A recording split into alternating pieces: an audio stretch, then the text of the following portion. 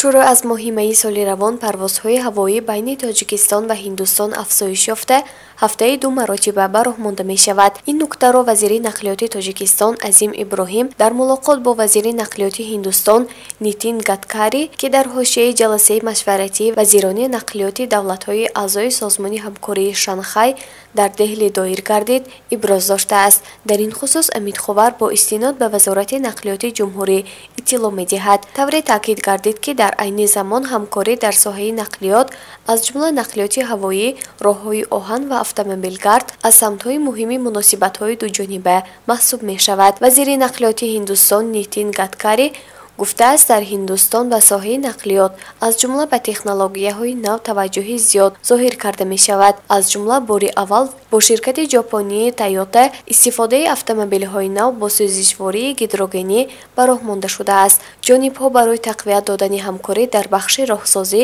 нақлиёту логистика ва рақамикунонӣ изҳори омодагӣ намудаанд.